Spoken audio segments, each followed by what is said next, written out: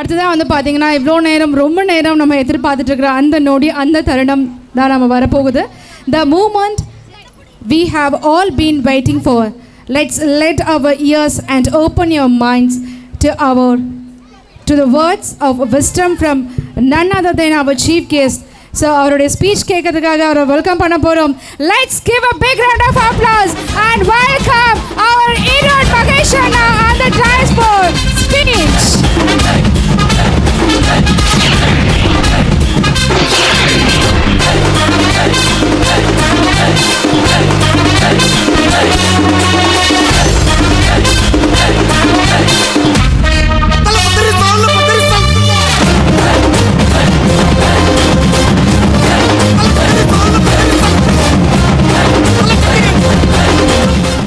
கருவறையிலே கால் பதித்த நாள் தொட்டு மேடையிலே புரிப்போடு நிற்கின்ற இற்றை நாள் வரை நான் போகிற வழி எங்கும் நான் போகிற ஊரெங்கும் துணைக்கு தன்னுடைய இதயத்தையும் அனுப்பி வைக்கிற என்னுடைய தாய் தந்தையரின் பாதங்களை பணிந்து என்னுடைய பணியை துவங்குவதிலே நான் மிகப்பெரிய மகிழ்ச்சி அடைகிறேன்.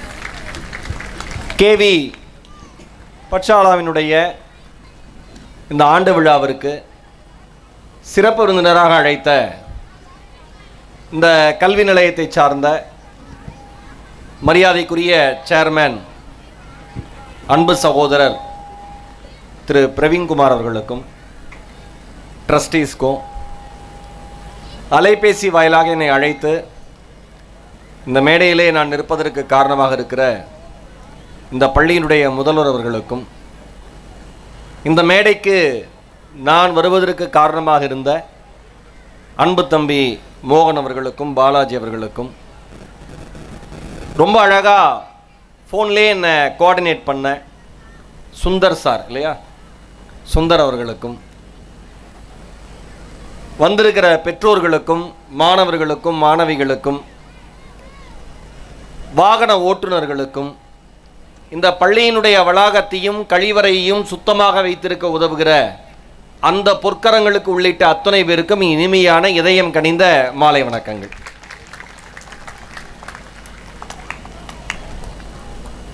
ரொம்ப ரொம்ப மகிழ்ச்சி. முதல் முறையாக நான் இந்த பகுதியில் ஒரு பள்ளியினுடைய ஆண்டு விழாவில் முதல் முறையாக கலந்துக்கிறேன். தமிழ்நாடு முழுக்க வருஷத்தில் ஒரு 150 நாட்கள் கல்லூரியிலையும் பள்ளியிலையும் பேசுகிற ஒரு ஆளாக தான் நான் இருக்கேன். மினிமம் ஒரு 150 இன்ஸ்டியூஷனாவது வருஷத்துக்கு நான் போயிடுவேன். ஆனால் இந்த பகுதியில் நிறைய பேர் வந்து மாறி மாறி தேதி கேட்டு கொடுக்க முடியாமல் இந்த பகுதியில் வந்தால் முதல் முறையாக அது கேவி பட்சாலா ஆண்டு விழாவுக்கு தான் வரணும்னு இயற்கை எழுதியிருக்கு போல இருக்கு. விசிலிங் வராமல் வச்சேங்க நண்பா. கூட கூட மக்கள் விசில் அடித்தா போதும், மைக் அடிக்க வேண்டாம். அதான் அவ்வளோதான், சும்மா உதாரணத்துக்கு சொன்னேன். உடனே என்னுடைய அன்பை ஏற்று விசிலடித்த அந்த 4 பேருக்கு நன்றி. நான் இங்கே இறங்கி வரப்போ அப்படியே நான் எப்பயுமே ரொம்ப நல்ல லிசனர், கவனிப்பேன். யார் நல்ல பேச்சாளராக மாற முடியும் அப்படின்னா யார் எல்லாத்தையும் நல்லா கவனிக்கிறாங்களோ அவங்க தான் நல்ல பேச்சாளராக மாற முடியும். நான் ரொம்ப நல்லா கவனிப்பேன். அமைதியாக நான் உட்காந்துருக்கிற மாதிரி கேஷுவலாக உட்காந்துருக்கிற மாதிரி இருக்கும். நான் அத்தனையும் கவனிப்பேன். அது இயல்பாக எனக்கு கிடைச்ச அம்மா அப்பா மூலியமாக கிடைச்ச பெரிய ஆசீர்வாதம் நான் நினைக்கிறேன்.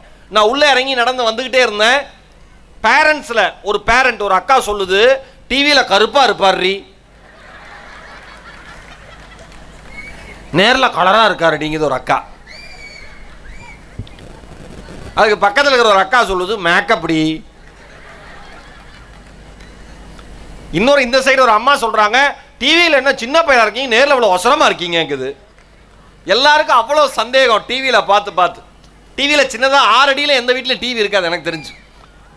அதனால் இங்கே வந்தோம் உங்களுடைய அன்பு, இயல்பான உங்களுடைய பேச்சு, இங்கே குழந்தைங்க நடனம் ஆடுறப்போ உங்களுடைய உற்சாகம், இங்கே ஒவ்வொரு குழந்தைங்க டான்ஸ் ஆடுறப்ப பார்த்தேன். நான் வந்த உடனே ஆடின டான்ஸ், அந்த அந்த டான்ஸ் பர்ஃபார்ம் பண்ணிட்டு இருக்கிறப்ப ஒரு பொண்ணுக்கு ஹேர் கிளிப்பு இறங்கி கண்ணை மறைச்சிருச்சு.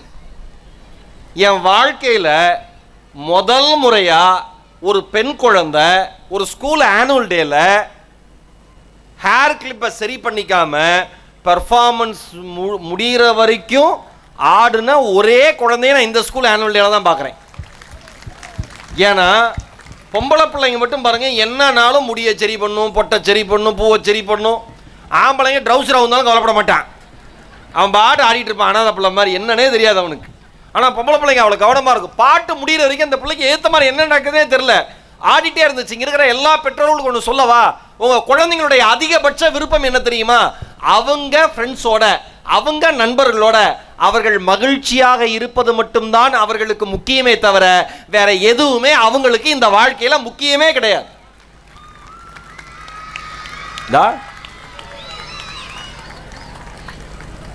அங்க பேசிப்பாங்க, இந்த அங்குளையும் அடுத்த வருஷம் கூப்பிட சொல்லுவோம். அப்படி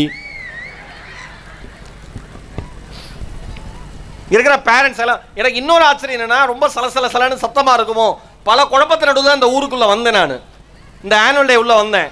ஆனால் இவ்வளோ அமைதியாக, ஏதோ ஒரு டிக்கெட் ஷோக்கு காசு கொடுத்து டிக்கெட் ஷோ வந்த மாதிரி இவ்வளோ ஒழுக்கமாக அமைதியாக உட்காந்துருக்கிற பெற்றோர்களையும் இங்கே தான் நான் பார்க்குறேன். அதுக்கு உங்களுக்கு என்னுடைய பாராட்டுகள்.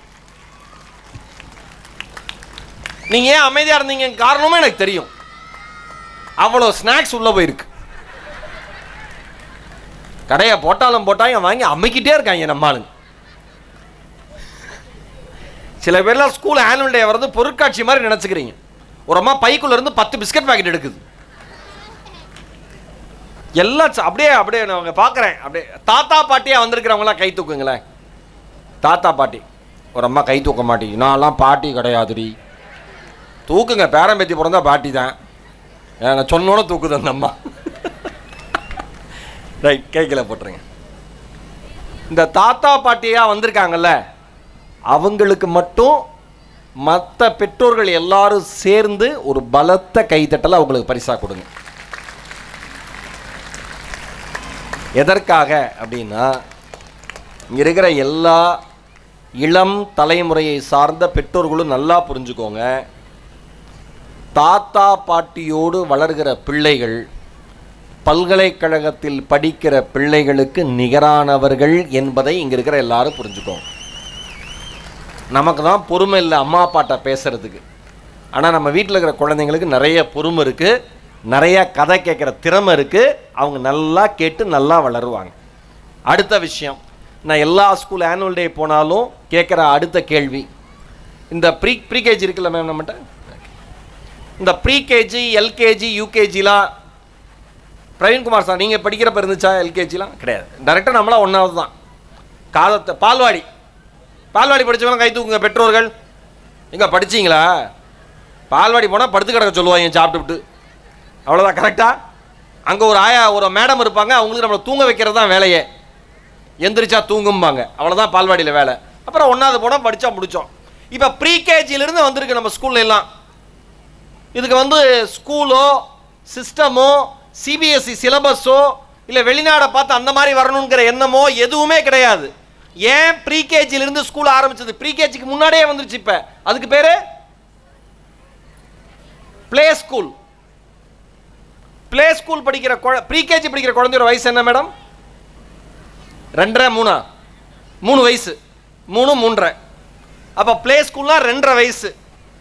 அதாவது ஊர் உலகத்தில் இருக்கிற ஆண்டவனையெல்லாம் கும்பிட்டுவிட்டு நாம பெத்த குழந்தைய நாம பார்த்துக்கிற பொறுமை 2.5 வருஷம் மட்டும்தான். கரெக்டா? மனசாட்சியுடைய ஒரு தம்பி கைத்தட்டிருக்காப்ல. 3 வயசுலேருந்து ப்ரீகேஜியில் தள்ளி விட்டோம்னா நிம்மதி. அப்பா, நான் பல பேர்கிட்ட சொல்லுவேன், இந்த ஸ்கூலுக்கு நீங்கள் ஃபீஸ் கட்டுறது எல்லாமே உங்கள் குழந்தைங்க படிக்க, உங்கள் குழந்தைங்க வளர, உங்கள் குழந்தைங்க அறிவை வளர்த்துக்க, உங்கள் குழந்தைங்க நாளைக்கு ஒரு காலேஜில் படிக்க, உங்கள் குழந்தைங்க அதுக்கடுத்து வேலைக்கு போக சம்பாதிக்க, இது எதுக்குமே நீங்கள் ஃபீஸ் கட்டலை. நீங்கள் பெற்ற ஆதார் கார்டை ஸ்கூலில் சமாளிக்கிறதுக்கு மட்டும்தான் கட்டுறீங்க. கரெக்டா? ஏன்னா திடீர்னு ஸ்கூலில் நம்ம கேவி பட்சாலாவில் அடுத்த வருஷம் ஜூனில் ஸ்கூல் ஆரம்பித்து ஒரு 2 வாரத்தில் ஒரு 2 நாள்னு ஸ்கூல் லீவ் அனௌன்ஸ்மெண்ட் வரட்டும், பதறிடுவாங்க பெற்றவங்க. ஏன் மேடம் 2 நாள் லீவ் விட்டீங்க? இல்லை கொஞ்சம் அகடமிக்காக கொஞ்சம் நாங்கள் சில விஷயம் பரவாயில்ல மேடம், அவனை வச்சுட்டு கூட நீங்கள் பாருங்கள். ஏன்னா பார்த்துக்கிற பொறுமையே பேரண்ட்ஸுக்கு நீ கிடையவே கிடையாது. நான் எழுதி தரேன். இன்னைக்கு குழந்தைகள் அதிகமாக கோவப்படுறாங்க, இன்னைக்கு குழந்தைகள் அதிகமாக ஃபோன் பார்க்குறாங்க, இன்னைக்கு குழந்தைகள்கிட்ட கேட்கிற திறமை, அதாவது உட்காந்து ஒருத்தவங்க பேசுகிறப்ப கேட்குற பொறுமை இல்லை அப்படின்னா அதற்கு காரணம் குழந்தைகள் இல்லை, சாட்சாத் நாம தான், பெற்றோர்கள் மட்டும்தான். இப்போ எல்லாம் திருட்டு முழிச்சுட்டு என்ன பார்க்குறீங்க. நம்ம வீட்டுக்கு வந்து குழந்தை வளர்ப்பை பார்த்த மாதிரியே பேசுகிறாப்புலையே, என்ன பண்ணுறதுன்னு தெரியலையேன்னு. நீங்கள் நல்லா யோசிச்சு பாருங்க. இங்கே மேடையில் ஆன குழந்தைங்க அவ்வளோ உற்சாகம். இன்னொன்று சொல்கிறேன், சில பேரண்ட்ஸ்க்கு ஆனுவல் டேல என்ன பிரச்சனை வரும்னா, என் குழந்தை நல்லா ஆடும் மேடம், நீங்கள் ஏன் இல்லை லாஸ்ட் ரோல ஏன் மேடம் நீங்கள் போட்டீங்க அந்த குழந்தைங்க, என் குழந்தை அப்படி ஆடுவா மேடம் அப்படின்னு வருவீங்க. கம்ப்ளைண்ட் எடுத்துட்டு எனக்கு தெரியும், எழுதி தரேன். என் பொண்ணு படிக்கிற ஸ்கூலில் ஆனுவல் டேல முன்னாடி ஆட வைப்பாங்க. நான் சொல்லுவேன், என் பிள்ளைங்கிறதுக்கெல்லாம் முன்னாடி ஆட வைக்காதப்பா, பொசிஷன் எங்கேயோ அங்கே வை. ஏன் தெரியுமா, நம்ம குழந்தைங்களுக்கு எது முன்னால எது பின்னாலங்கிறத பற்றி கவலையே இல்லை. அவங்களுக்கு அவங்க ஃப்ரெண்ட்ஸோட ஆடணும், அது மட்டும்தான் சந்தோஷமே ஒழிய நான் முன்னே நீ பின்னே என்று குழந்தைகளுக்குள் பாகுபாடே கிடையாது. ஆனால் பேரண்ட்ஸ் எதுக்கு சண்டை போடுவீங்க? பின்னாடி ஆடினது கூட நீங்கள் சண்டை போட மாட்டீங்க, உங்கள் ஃபோனில் அது வீடியோவை எடுத்திருக்க முடியாது. அந்த ஒரே ஒரு விஷயத்துக்காக ஏன் அப்படி விட்டீங்க அப்படி விட்டீங்கன்னு கேட்பீங்க. கேட்கவே கேட்காதீங்க. இங்கே இருக்கிற பேரண்ட்ஸ் எதுக்காக நான் இந்த ப்ரீகேஜி எல்கேஜி யூகேஜிலாம் சொன்னேன்னா, இந்த ப்ரீகேஜிலேருந்து 5வது வரைக்கும் படிக்கிற குழந்தைங்க இருக்காங்கல்ல, அவங்க வாழ்க்கை இருக்குல்ல ரொம்ப ரொம்ப முக்கியம். நம்ம ஸ்கூலில் ப்ரீகேஜிலேருந்து 5வது வரைக்கும் சொல்லித்தர டீச்சர்ஸ்க்கு என்னுடைய ஸ்பெஷலான பாராட்டுக்கள். ஒரு பலத்த கைத்தறல் கொடுத்துடலாம். எல்லாமே பெண் டீச்சர், பெண்கள் தானே மேடம்? ஆமாம். ஒன்று யோசிச்சு பாருங்க, ப்ரீகேஜி எல்கேஜி யூகேஜி 1வது 2வது 3வது 4வது 5வது இந்த 8 வருஷத்துக்கும் பெண்கள் தான் டீச்சர்ஸாக இருப்பாங்க, ஆம்பளைங்களை போட மாட்டாங்க. ஏன்? பைத்தியம் ஆயிடுவான். பாடம் சொல்லி கொடுத்துருக்கிறப்பே ஒருத்தன் புச்சாம்பான், ஒருத்தன் டாய்லெட்டும்பான், ஒருத்தன் கிள்ளிட்டாம்பான், ஒருத்தன் சர்வதேச பிரச்சனையே கொண்டு வருவான். மேம் என் பென்சில் பாக்ஸில் பென்சிலை காணோம், தேச துரோக செயல் இதெல்லாம். இதுக்கு நடுவில் அவங்க பாடம் நடத்தணும். நம்ம வீட்டில் நாம பெற்றது 1ஓ 2ஓ, அது கேட்குற 10 கேள்விக்கு பொறுமையாக பதில் சொல்கிற திறமை, அமைதி, பொறுமை நமக்கு இல்லை. ஆனால் ஒரு கிளாஸில் 40 குழந்தைங்க 30 குழந்தைங்க, 40 குழந்தைங்களுக்கு 40 குடும்ப சூழல், 40 குழந்தைங்களுடைய வளர்ப்பு முறையும் வேற, 40 குழந்தைங்களோட பொருளாதார நிலைமையும் வேற, 40 குழந்தைங்களுக்கும் உள்ளுக்குள்ள இருக்கிற ஈகோவும் வேற. ஆனா இந்த 40 குழந்தைகளையும் ஒரு தாய் போல அரவணைத்து ஒரு டீச்சரால சொல்லித்தர முடியும்னா அதை விட மதிப்பு மிக்க பணி இந்த உலகத்தில் வேறு எதுவும் கிடையாது. அதனாலதான் அப்துல் கலாம் அவர்கள் ஆரம்ப கல்வி ஆசிரியர்களை அவ்வளோ பாராட்டினார். ஏன்? குழந்தைங்க எதிர்காலமே அவங்க சொல்றதை வச்சுதான் இருக்கு. எனக்கு ஏன் தமிழ் மேல இவ்வளோ ஆர்வம்?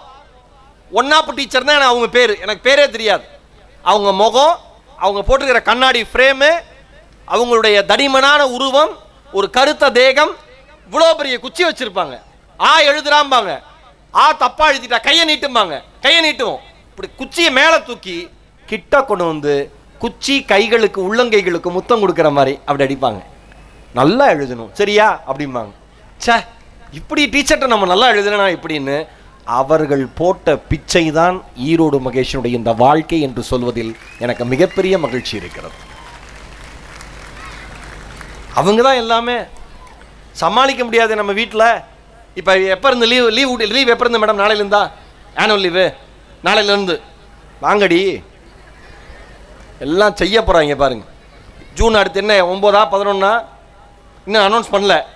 ஜூன் ஃபர்ஸ்ட் வீக்கில் திறந்துடுவாங்க. அது வரைக்கும் ஒரு பக்கம் அக்னி நட்சத்திரம், இன்னொரு பக்கம் நீங்கள் பெத்தெடுத்த நட்சத்திரம், 2 சேர்ந்து கொழுந்து விட்டு எரியும் வீட்டில். முடிஞ்சு வச்சு கதை. இதில் அப்பாக்கள்லாம் எஸ்கேப் ஆயிடுவாங்க வேலைக்கு போகிறேன்னு. வேலைக்கு போகிறாங்களான்னு ஒரு வேலைக்கும் தெரியாது. ஆனால் போவோன்னு நாங்கள் போயிடுவோம் கிளம்பி. இவன் பண்ணுற சேட்டையெல்லாம் இருக்குது பாருங்க. எதை பண்ணாதீங்கன்னு சொல்கிறீங்களோ அதை பண்ணுவான். கரெக்டா? ஏன்? அவனுக்கு பண்ணக்கூடாதுன்னு தெரியும், ஆனால் வேணும்னே பண்ணுவான் உங்களை டென்ஷன் ஆக்க. ஏன் உங்களை டென்ஷன் ஆக்குறான்? பெத்து எடுத்த நாள்ல இருந்து இப்போ வரைக்கும் நீங்கள் திட்டி திட்டி வளர்த்தீங்களே, அதை அப்பப்போ கொஞ்சம் கொஞ்சமாக ரிவெஞ்சாக காமிப்பான். டெய்லி நம்ம ஸ்கூல் எத்தனை மணிக்கு? காலையில்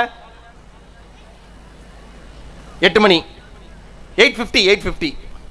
வேன் ஒரு 8 மணிக்கு வீட்டுக்கிட்ட வருதுன்னு வச்சுங்க. வேனில் ஏற போகும்போது தான் நம்ம பிள்ளைங்களுக்கே பாத்ரூம் வரும்.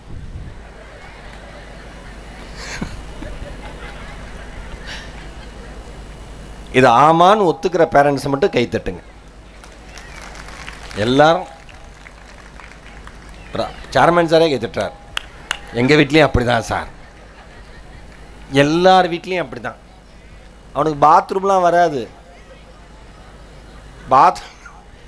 சும்மா உட்காந்துருப்பேன். ஏன்? உங்களை டென்ஷன் பண்ண. பாட்டி பேத்தி அப்படி கிள்ளி கிள்ளி சிரிக்கிறாங்க அந்த பாட்டி, அதான் சந்தோஷம். சும்மா உட்காந்துருப்பான்.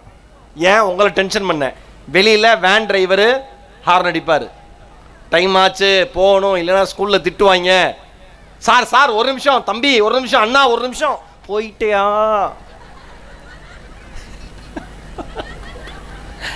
உள்ளுக்குள்ள அவன் உக்காந்துட்டு இன்னும் வரல.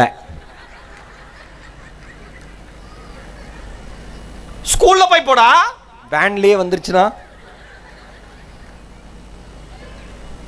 நீங்க ஆசையா சமைச்சு கொடுப்பீங்க சில விஷயத்த, ஃபுல்லா சாப்பிட்டு அம்மா உனக்காகவே பண்ணியிருக்கேன் அதை சொல்லி அனுப்பாதீங்க. வேணும்னே மிச்சம் வச்சு கொண்டு வருவான். கரெக்டா? கரெக்டாமா? தெரியும் எனக்கு, ஏன்னா நானும் வளர்த்துக்கிட்டேன் பிள்ளைய. ஏதாவது சொன்னீங்கன்னா அந்த குழந்தைக்கு என்னமே நேர் எதிர்மாறா பண்ணணும்னு. ஏன்னா நீங்க எதை விதைக்கிறீங்களோ அதுதான் முளைக்கும். நல்லா புரிஞ்சுக்கோங்க. நான் அடிக்கடி எல்லா மேடையிலையும் சொல்ற விஷயம், நீங்கள் நினைத்தது ஒருபோதும் முளைக்காது, நீங்கள் விதைத்தது மட்டும்தான் முளைக்கும். நீங்க அன்பை விதைச்சிங்கன்னா அந்த குழந்தை அன்பா இருக்கும். நீங்க கோவமா பேசுனீங்கன்னா அந்த குழந்தை கோவமாவே தான் இருக்கும். ஸ்கூல்ல சில குழந்தை அடிக்கும், கம்ப்ளைண்ட் வந்துட்டே இருக்கும். மேடம் சமாதானப்படுத்திக்கிட்டே இருப்பாங்க. பிரின்சிபல்கிட்ட கம்ப்ளைண்ட் போகும், பிரின்சிபல் மேடம் சமாதானப்படுத்துவாங்க. குழந்தைங்கன்னா அப்படி தான் மேடம் இருக்கும், நீங்கள் கொஞ்சம் அட்ஜஸ்ட் பண்ணி போங்க மேடம். மேடம் ஒரு நாள் என் கிளாஸுக்கு வாங்க, எமனை பலகாரம் பண்ணி சாப்பிட்ருவான் இவெல்லாம். இது எல்லாம் மீறி போகிறப்ப, எப்போ எல்லாம் மீறி போகும்? ஒரு ரத்த காயம் சின்னதாக வரப்ப கூட படிக்கிறவனுக்கு அந்த அம்மா ஒரு குட்டி யானையை பிடிச்சி இருக்கிற சொந்தக்காரன்லாம் அள்ளி போட்டு, தெருவில் சும்மா இருக்கிறவன்லாம் அள்ளி போட்டு நேராக ஸ்கூலுக்கு வந்து என் குழந்தை ஏன் அடித்தது, யார் அடித்தது, அந்த குழந்தைய உடனே வந்து டிஸ்மிஸ் பண்ணுங்க அப்படின்னு சண்டைக்கு வருவாங்க. நான் ஒன்று சொல்கிறேன், உங்கள் குழந்தை அருகில் இருக்கிற குழந்தையை அடிக்கிற குழந்தையாக இருந்தால் அது ஒருபோதும் உங்கள் குழந்தையினுடைய தவறே அல்ல. வீட்டில் பார்த்த கேட்ட மனசுக்குள் பதிந்த விஷயங்களுடைய வெளிப்பாடு. அந்த குழந்தை பக்கத்தில் இருக்கிற குழந்தைய அடிக்கிறான். ஏன் பக்கத்தில் இருக்கிற குழந்தைய அடிக்கிறான்? அவன் சைஸுக்கு ஒரு ஆள் கிடச்சிருக்கு, அடிக்கிறான். அவனுக்கு ஆக்சுவலாக அம்மா அப்பாவை அடிக்கணும்னு தான் ஆசை. ஆனால் நீங்கள் இத்தா தண்டி பெருசாக இருக்கீங்க, அடிக்க முடியல, அதனால் பக்கத்தில் இருக்கிறவன் அடிக்கிறான். இதெல்லாம் உளவியல் உண்மை, நல்லா புரிஞ்சுக்கோங்க. குழந்தைங்களுக்கு இல்லை, மனுஷங்களுக்கே ரெண்டு எமோஷன் தான். ஒன்று அன்பு, இன்னொன்று கோபம், மகிழ்ச்சி கோபம். இது 2 எமோஷன் தான். இந்த 2 எமோஷனை அடக்க அந்த 2 எமோஷனும் வேற இடத்துல போயிட்டே இருக்கும். இது இங்க இருக்கிற பெற்றோர்கள் நல்லா புரிஞ்சுக்கோங்க. நீங்க முதல்ல புரிஞ்சுக்க வேண்டிய ஒரே ஒரு விஷயம் என்ன தெரியுமா? இன்னைக்கு இருக்கிற யங் ஜெனரேஷன் பேரண்ட்ஸ், நீங்க யாருமே ஸ்கூல முழுமையா நம்புறதே இல்லை. ஏன்? எதுக்கு எடுத்தாலும் போன் எடுத்து கூகுள்ல பாக்குறது. மேம் இது இப்படி சொல்லியிருக்காங்க, என் குழந்தை நார்மலா தான் இருக்கா மேம். அப்ப கூகுள் உள்ளேயே குழந்தை அமைச்சிட வேண்டியதானே, அவனே வளர்த்தி கொடுப்பானே. எல்லாமே கூகுள் ஆன்சர் பண்ணாது. ஒரு மனிதன் தருகிற அன்பை, ஒரு மனிதன் தருகிற அரவணைப்பை, ஒரு மனிதன் தருகிற பாசத்தை, ஒரு மனிதன் சக மனிதனுக்கு கற்றுத்தருகிற அறிவை ஒருபோதும் எந்த ஆர்டிபிஷியல் இன்டெலிஜென்ஸாலும் தரவே முடியாது என்பதை இங்க இருக்கிற பெற்றோர்கள் நன்றாக புரிந்து கொள்ளுங்கள். அப்ப நீங்க என்ன பண்ணணும்? உங்கள் குழந்தைகள் படிக்கிற பள்ளியை நம்பணும். உங்க குழந்தைகள் படிக்கிற பள்ளியில் இருக்கிற ஆசிரியர்களை மதிக்க கத்து தரணும். என்னோட ரெக்வெஸ்ட் இங்க இருக்கிற அத்தனை பேருக்கும், எனக்கு பாடம் எடுத்த டீச்சர், நான் 5வது வரைக்கும் நான் படித்த ஸ்கூல் பாலர் கல்வி நிலையம்னு ஒரு ஆங்கிலோ இந்தியன் தான் பிரின்சிபலாக இருந்தாங்க, ஹெட் மாஸ்டராக இருந்தாங்க. எங்கள் அப்பா எனக்கு பாடம் சொல்லித்தர டீச்சரையோ இல்லை ஹெட் மிஸ்டர்ஸையோ பார்த்தா வணக்கம்மான்னு அப்படி தர தொட்டுருவார், அந்த அளவு குடிஞ்சு வணக்கம் சொல்லுவார். நான் எங்கள் அப்பா என்ன ஹீரோ மாதிரி பார்ப்பேன். ஏன்னா எங்கள் அப்பா இப்போ லோக்கல் ஃபண்ட் ஆடிட்டர் இன்ஸ்பெக்டர் ரேங்கில் இருந்தார். அவ்வளோ பேர் பஞ்சாயத்து போர்டு ஆஃபீஸில் வணக்கம் வைப்பாங்க, ஸ்ட்ரைட் ஃபார்வர்டு வேற. எப்படி அப்பா வந்து ஏன் இவ்வளோ வணக்கம் சொல்கிறாங்க டீச்சருக்கு? சாதாரணமாக விஷ் பண்ணால் போதுமே நினைப்பேன். எங்கள் அப்பாட்ட கேட்டேன், ஏன்பா இவ்வளோ மரியாதை தரீங்க டீச்சருக்கெலாம்?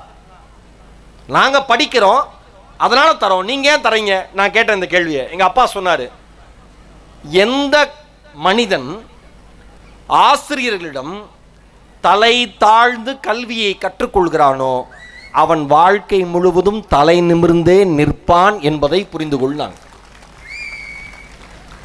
இது எங்க அப்பா எனக்கு சொல்லி கொடுத்த ஒரு மேஜிக் வேர்ட்ஸ்.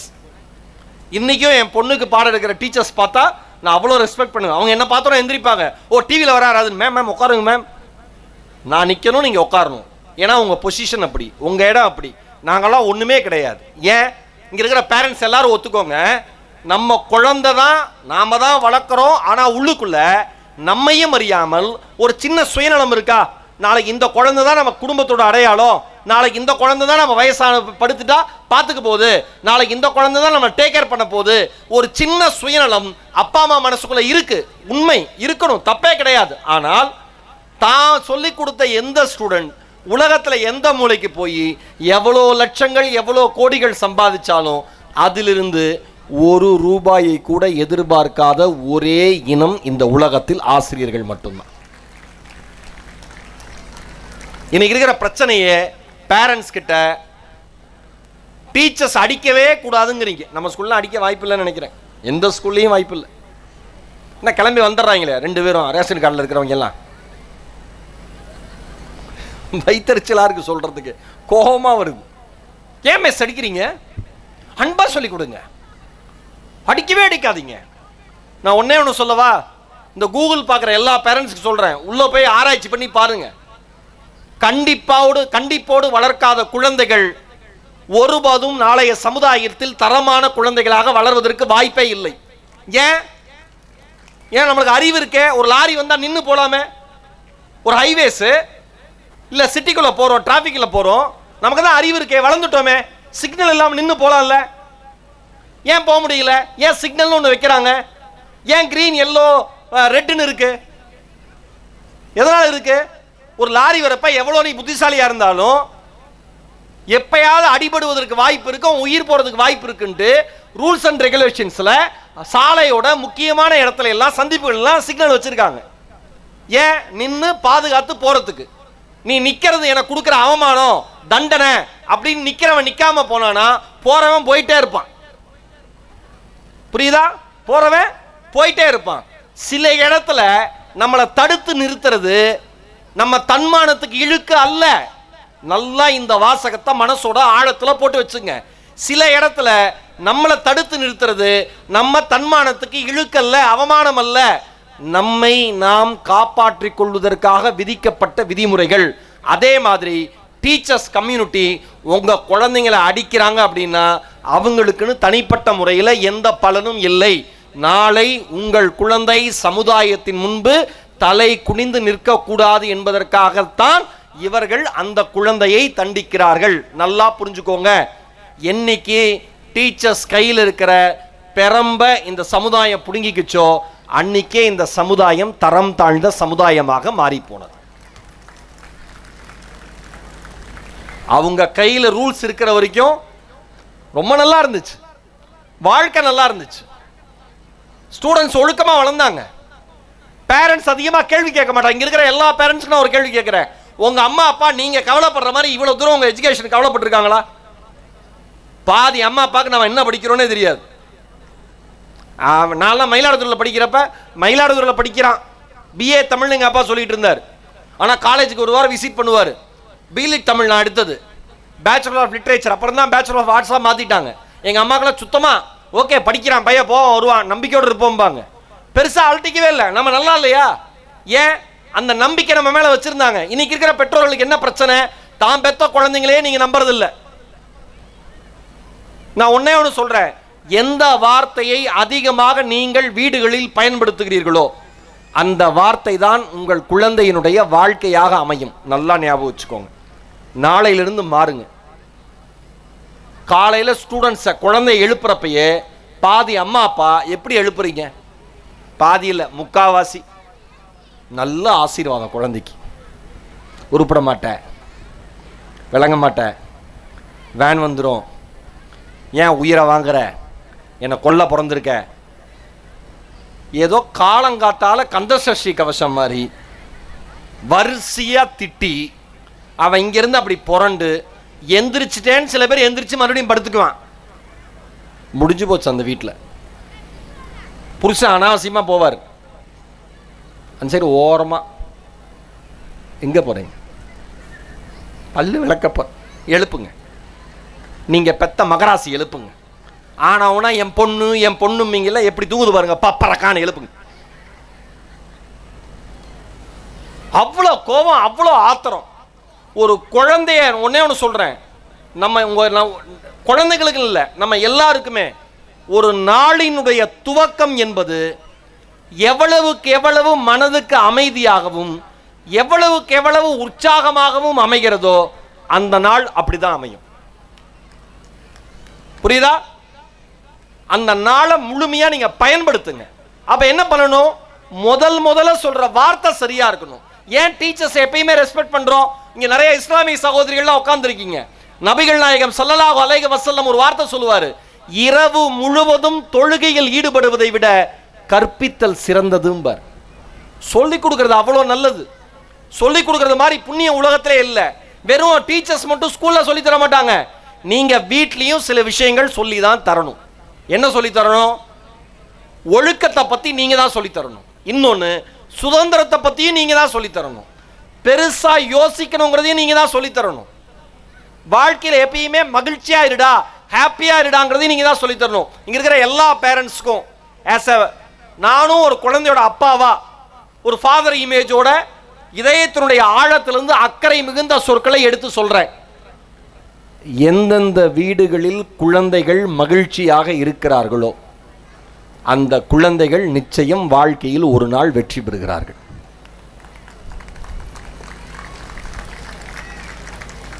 நான் எங்கள் வீட்டில் அவ்வளோ சந்தோஷமாக இருப்பேன்.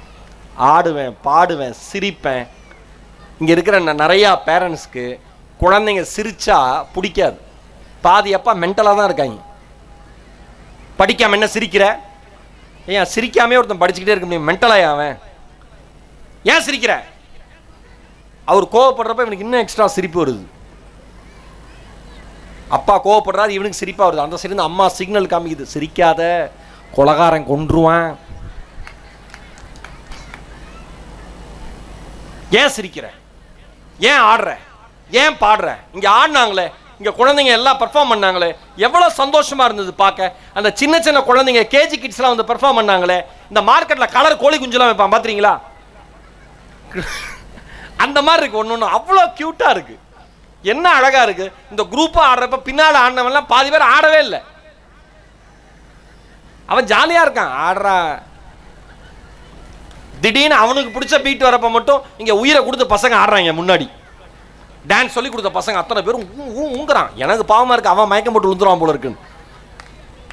இங்க இருந்து மேடம் சொல்றாங்க, principal madam smile. Madam principal madam கூப்பிட்டு ஸ்மைலுங்கிறாங்க. அந்த புள்ள பிரின்சிபல் மேடம் பார்த்து ஹாய்ங்குது. அவ்வளவுதாங்க குழந்தையோட வாழ்க்கையே. நீங்க குழந்தைங்களுக்கு மகிழ்ச்சியா இருக்க சொல்லி கொடுங்க, அவங்களால எதை வேணா சாதிக்க முடியும். நான் எழுதி தரேன். இன்னைக்கு பிரச்சனையே நீங்க குழந்தைங்க சிரிச்சா படிக்கிறதுல நினைச்சுக்கிறீங்க, பேசுனா படிக்கிறதுல நினைச்சுக்கிறீங்க, விளையாண்டா அவங்க படிக்க மாட்டாங்கன்னு நினைச்சுக்கிறீங்க. ஒன்னே ஒன்று சொல்றேன் இருக்கிற பேரண்ட்ஸ்க்கு, உங்க குழந்தைங்க எல்லாரையும் அவங்க ஃப்ரெண்ட்ஸோட நல்லா விளையாட வைங்க. எந்த குழந்தை விளையாட்டை அதிகம் நேசிக்கிறதோ அந்த குழந்தை வாழ்க்கை முழுவதும் தனக்கு வருகிற தோல்வியை எதிர்த்து நிற்கிற துணிவை பெறுகிறது என்று அர்த்தம். ஏன்? எல்லா கேம்லையும் failure part of the game. கரெக்டா? தோல்விங்கிறது விளையாட்டினுடைய ஒரு பகுதி, வாழ்க்கையிலையும் தோல்விங்கிறது வாழ்க்கையோட ஒரு பகுதி. இன்னைக்கு தோற்கலாம், நாளைக்கு ஜெயிச்சிருவோன்ட்டு அடுத்த நாள் அடுத்த கேமுக்கு அதே கிரவுண்டுக்கு வருவான். அதே மாதிரி வாழ்க்கையில் இன்னைக்கு தோத்துறோம், பரவாயில்ல, நாளைக்கு வாழ்க்கை இருக்கு, நாளைக்கு ஜெயிச்சிடலான்னு வருவான். ஒரு டீமா எப்படி ஒர்க் பண்றதுன்னு கேம்ல மட்டும்தான் தெரியும், விளையாட்டுல மட்டும்தான் தெரியும், வேற எதுலையும் தெரியாது.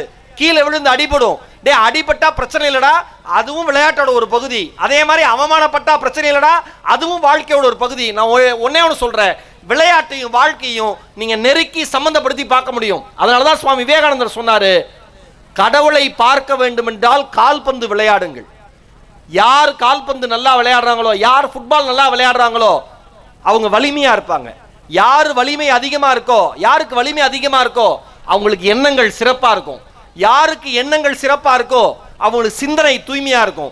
யாருக்கு சிந்தனை தூய்மையா இருக்கோ அவங்களால கடவுள் யார் என்று அறிய முடியும். விளையாட கத்துக்கோ, இறைவனை பாருங்க. நாம குழந்தைங்களை விளையாடுறதே விடுறதில்ல. இங்கிருந்து மெரினா பீச் கூட்டு வராங்க, கடல் பார்க்குறேன்னு. கடல் கிட்ட உட்கார வச்சுட்டு, சார் தண்ணி காலில் பட்டுச்சு கொன்று வேங்குறான். இந்த உலகம் எல்லாருக்குமான உலகம். ஒவ்வொரு மனிதனுக்கும் தனிப்பட்ட உரிமை, தனிப்பட்ட வாழ்க்கை, தனிப்பட்ட எண்ணங்கள் இருக்கு. கலீல் ஜிப்ரான் சொல்லுவார், உங்கள் குழந்தைகள் எல்லாம் உங்கள் குழந்தைகள் அல்ல, அவர்கள் உங்கள் மூலமாக இந்த உலகத்திற்கு வந்தவர்கள், அவ்வளவுதான். ஒரு வாசகத்தோட என் பேச்சை நிறைவு செய்கிறேன். உங்கள் கனவுகளை நிறைவேற்றுவதற்காக பிறந்தவர்கள் உங்கள் வீட்டு குழந்தைகள் அல்ல. அவர்கள் கனவுகளை வழிநடத்தி செல்வதற்காக பிறந்தவர்கள்தான் வீட்டில் இருக்கிற தாய் தந்தை என்கிற இரு உறவுகள். என் அருமை பெற்றோர்களே, என் அருமை பெற்றோர்களே, உங்கள் குழந்தைகளின் இரு கரங்களையும் இரு பக்கமும் நின்று ஒவ்வொருவராக பிடித்து கொண்டு அவர்கள் கனவு எதுவோ அதை நோக்கி அழைத்து செல்லுங்கள். நீங்கள் எதிர்பார்த்ததை விட, இந்த ஊர் எதிர்பார்த்ததை விட, இந்த நாடு எதிர்பார்த்ததை விட அந்த குழந்தைகள் வாழ்க்கையில் சிறப்பாக வருவார்கள். வாழ்வது ஒரு முறை, வாழ்த்தட்டும் இனி வருகிற தலைமுறை. நம் பிறப்பு தரித்திரமாக இருந்தாலும் வாழ்க்கை சரித்திரமாக மாறட்டும். அன்போடு இருப்போம். நன்றி, வணக்கம். வந்து ஒரு மணி நேரம்லாம் நீங்கள் பேசுறதுக்கு கேட்குறதுக்கு பத்தாது. ஏன்னா அவ்வளோ அழகாக எல்லாரையும் சிரிக்கவும் வச்சு சிந்திக்கவும் வச்சு ரொம்ப அழகான உங்களுடைய பேச்சில் வந்து எல்லாருமே முழுகியிருக்காங்க அப்படின்னு தான் சொல்லணும். So once again, so let's have a big round of applause for our chief guest, Mahesh Anna. Thank you so much, Anna.